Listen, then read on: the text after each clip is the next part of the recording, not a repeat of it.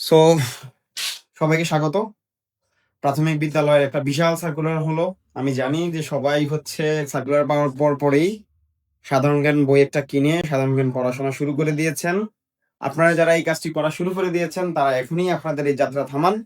সাধারণ জ্ঞান এখন আর চাকরির পরীক্ষা না। চাকরির পরীক্ষা বলতে এখন আর সাধারণ জ্ঞানকে বুঝায় না। চাকরির পরীক্ষার হিসাব নিকাশ পরিবর্তন হয়ে গিয়েছে।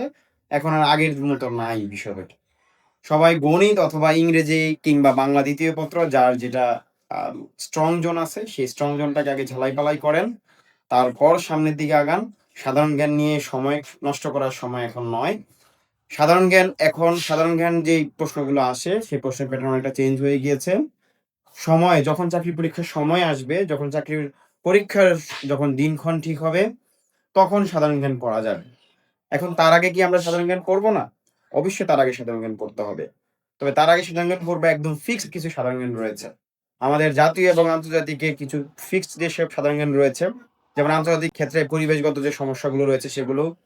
তাছাড়া রয়েছে আমাদের জাতিসংঘ, আমাদের রয়েছে বিভিন্ন ভূরাজনৈতিক কিছু ইস্যু রয়েছে যেগুলো ফিক্সড জিকে, সেগুলো একটু আমরা পড়বো। এছাড়া আমাদের বাংলাদেশের ক্ষেত্রে যদি আমরা বলি, ভাষা আন্দোলন থেকে শুরু করে মুক্তিযুদ্ধ এবং বর্তমানে আমাদের যেই গণঅভ্যুত্থান হয়েছে সেই গণঅভ্যুত্থান, এই রিলেটেড যে সব জিকে রয়েছে, আমাদের অর্থনীতি, আমাদের বাজেট, তারপর হচ্ছে আমাদের অর্থনৈতিক সমীক্ষা, উপজাতি, এই বিষয়গুলো আমরা পড়ে ফেলতে পারি। কিন্তু এগুলোর জন্য আমাদের খুব বেশি হাপিত্তেশ করার কোনো প্রয়োজন নাই।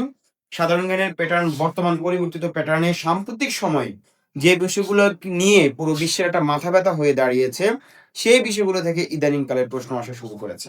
আমরা দেখতে পাচ্ছি এই সাম্প্রতিক সময়ে সাধারণ জ্ঞান যে প্যাটার্নটা রয়েছে সেই প্যাটার্নে আমরা দেখতে পাচ্ছি বিভিন্ন সংগঠন থেকে প্রশ্ন আসে, বিভিন্ন সংগঠনে নতুন কোনো সদস্যপদ থাকলে প্রশ্ন আসে, কেউ সদস্যপদ ত্যাগ করলে সেই প্রশ্নটা আসে, এবং কোনো ধরনের আনস্ট্যাবিলিটি ওয়ার্ল্ডের যে জায়গাগুলোতে একটু সমস্যা চলছে সেই সব সমস্যা থেকে প্রশ্ন আসে।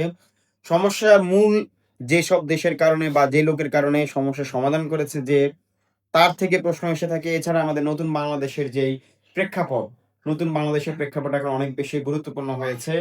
আমাদের সামনে নির্বাচন আসছে। নির্বাচনের প্রশ্নগুলো অনেক গুরুত্বপূর্ণ হতে পারে। নির্বাচনে নমিনেশন পাওয়া দল, নতুন করে কোনো দল মনোনয়ন পেয়েছে কিনা, কোনো মার্কা নতুন করে মনোনীত হয়েছে কিনা, এই জাতীয় যেসব প্রশ্নগুলো রয়েছে সেগুলো থেকে আমাদের অনেক বেশি প্রশ্ন আসে। এছাড়া প্রাথমিক বিদ্যালয়ের একটা গুরুত্বপূর্ণ সহকারী শিক্ষক নিয়োগ একটা গুরুত্বপূর্ণ প্রশ্ন হচ্ছে খেলাধুলা। খেলাধুলা থেকেও প্রশ্ন এসে থাকে। তবে সাম্প্রতিক সময়গুলোতে যে কোনো খেলাধুলা যদি আয়োজন হয়ে থাকে, বিগ কোনো টুর্নামেন্ট থাকে, যেমন ওয়ার্ল্ড কাপ মতো যদি কোনো টুর্নামেন্ট থাকে, কিংবা এশিয়া কাপ, অথবা বাংলাদেশের ভিতরে যদি অভ্যন্তরে যদি কোনো বড় ধরনের টুর্নামেন্ট থাকে, এই ধরনের প্রশ্নগুলো অনেক বেশি গুরুত্বপূর্ণ।